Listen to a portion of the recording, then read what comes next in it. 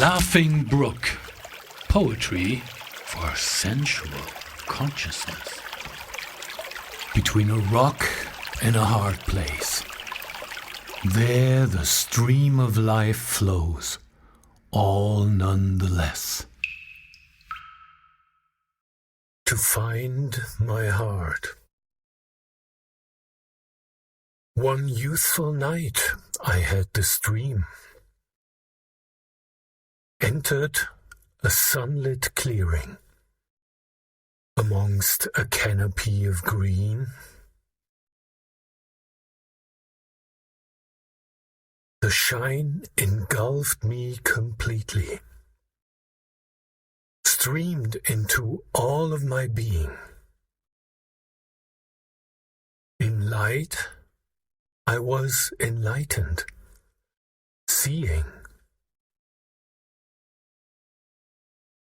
that I belong to everything, and everything to me. No part is all the story. All is simply one. God flows in everything. God flows all along. A light so bright, a light so sweet and full of bliss. How could I not want to stay forever? The road of life waits for us all, and life is full of rock and roll. Amongst all bruises, unforgiving hard,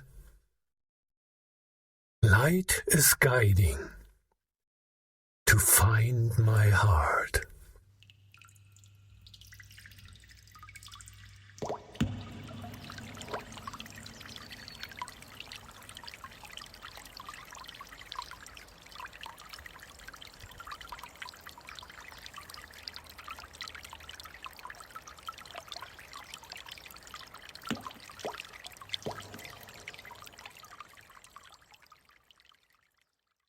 The mystical experience. What is reality?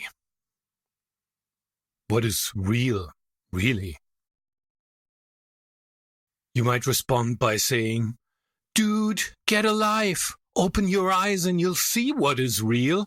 Roses are red and violets are blue. Things simply are what they are."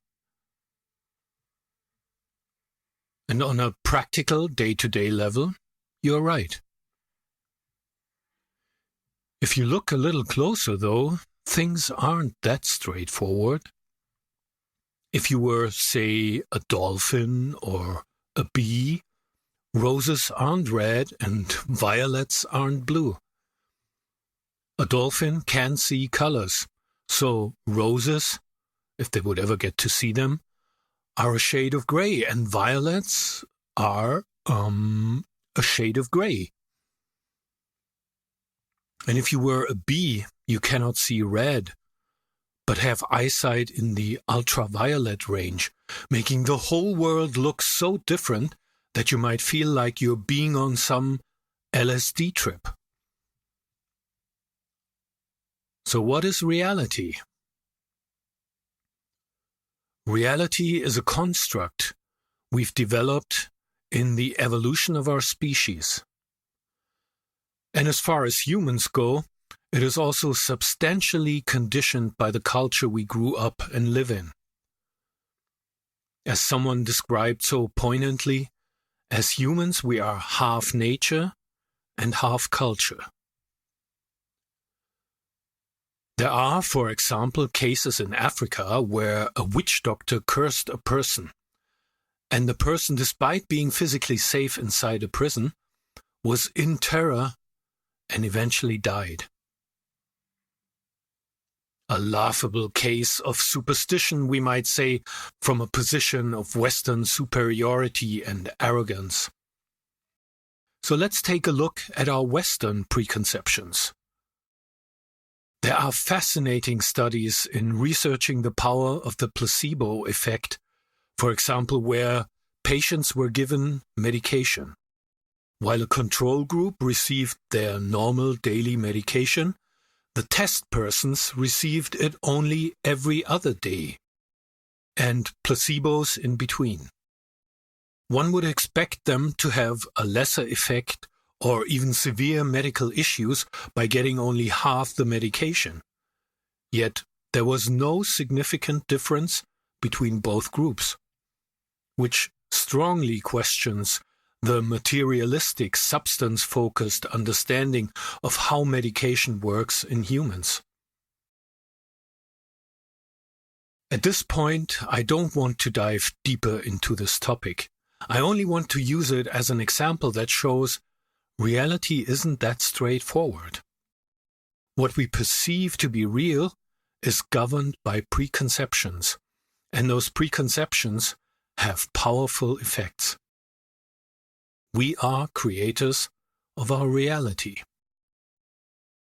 which sets the stage for looking at what is called the mystical experience. We generally experience and perceive the world to be what is called dualistic. Dualistic means things being separate. They are either one thing or another, but they cannot be both at the same time. Roses are roses and violets are violets. Yet, throughout all of history, there have been people who experienced reality in a radical different way, meaning they experience reality at its essence to be one.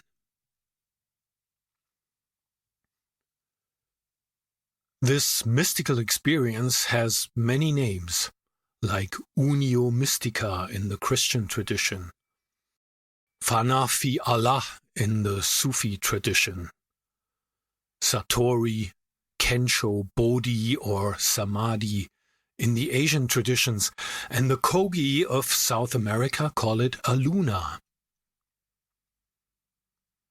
It is something people of all cultures and times have experienced. Otherwise, we wouldn't have so many words for it. While still being aware of the separate identity things have in our world, there is a realization that, in essence, everything is one. This experience is not just an intellectual eureka moment. Rather, the opposite is the case. It confounds in an existential way and changes everything. It challenges the way I look at life and how I go about it. In his book In Love with the World, A Monk's Journey Through the Bardos of Living and Dying, Buddhist monk Yongey Mingyur Rinpoche describes a near-death experience in which the oneness of everything is being revealed to him. He had made his way to Kushinagar in India, the place where Buddha is believed to have died.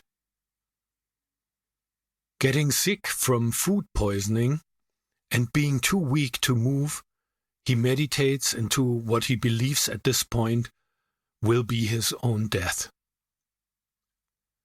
As he describes it, when he is close to dying, he entered into a state where awareness and emptiness became one. The universe opened to him into one sphere of consciousness. There was no more separation. In his own words, the universe was inside of me, he writes. No I that is separated from the universe. No direction. No inside or outside. No perception or non-perception. No self or not self. No living, no dying. He speaks of a oneness that goes beyond words. When I read his book, I was quite blown away by this description, for it felt like a description of an experience I had in my youth. When I was 19, I had a dream in which I encountered this oneness and which today's poem is all about. That dream completely changed my life, which I wouldn't have lived the way I have it. I would not be who I am if it wasn't for that glimpse into another way of experiencing reality. Several decades in, its ripples still affect how I see and go about my life. The implications of such an experience are manifold. At its essence, the way we see the world affects how we navigate it and our presence in it. Just like your eyes and ears create a sense of reality, where roses are red and violets are blue, so your sense of what is real creates how you experience this life and ultimately live it. That is why it pays in a much deeper way than anything you can find via this idea we call success, to dive into a deeper look at what is real. This, by the way, would be my personal definition of spirituality: to look at the fabric of reality in order to see what is really real. What waits there is in a way the end point of everything, the omega. Yet in another, it is the starting point of everything, the alpha. It is like light shining not only on everything, but through everything. And that puts the game of life into a fundamentally different perspective.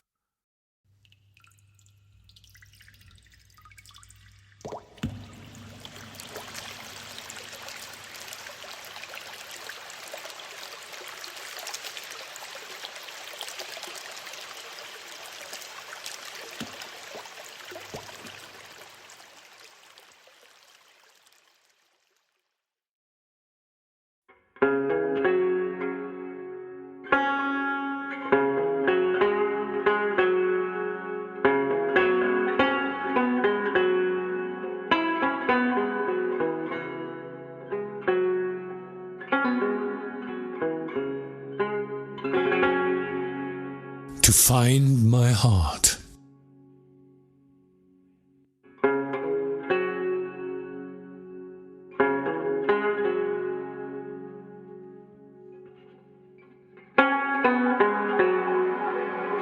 One youthful night, I had this dream. Entered a sunlit clearing amongst a canopy of green.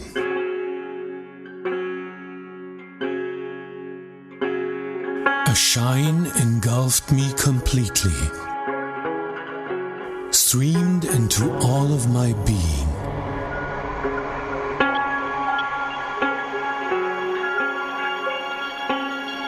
In light, I was enlightened,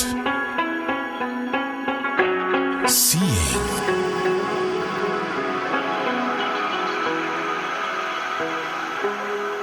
That I belong to everything,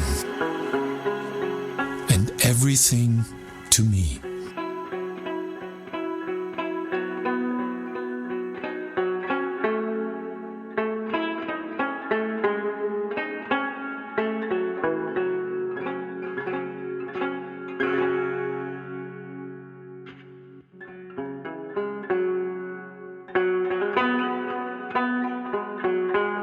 No part is all the story.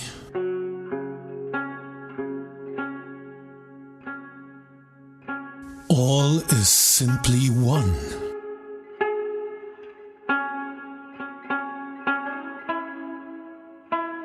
God flows in everything. God flows all alone.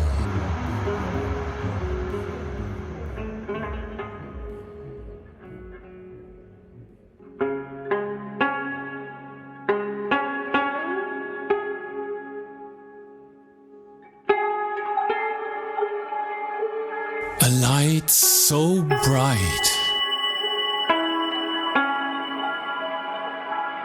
a light so sweet,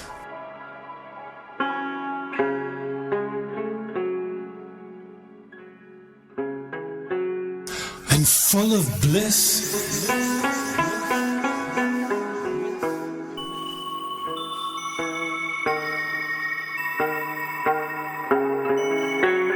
How could I not want to stay forever? Forever, forever, forever.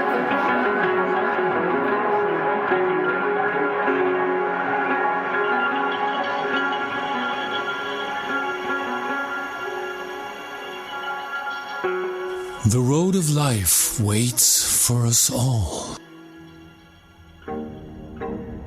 And life is full of rock and roll.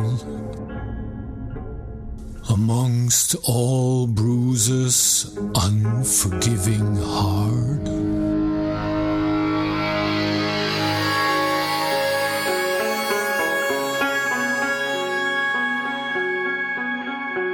Light is guiding.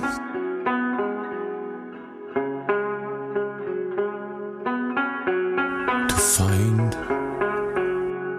my heart.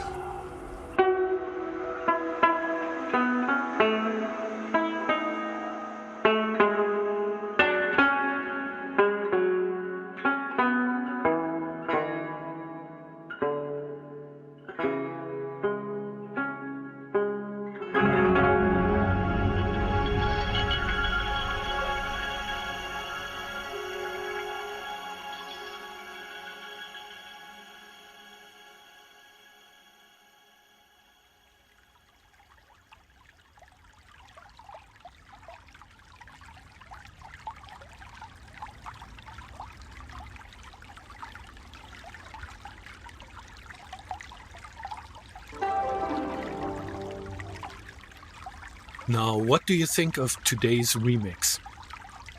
A couple of weeks ago, I was in Berlin during the hottest weekend in recorded history. In one of the most busy neighborhoods of the city, I made my way through Görlitzer Park with all the drug dealers inviting me to try their goods, walked past the alcoholics lying in the shade under the few trees that gave shade in the scorching heat, to eventually find the old building where Martin lives.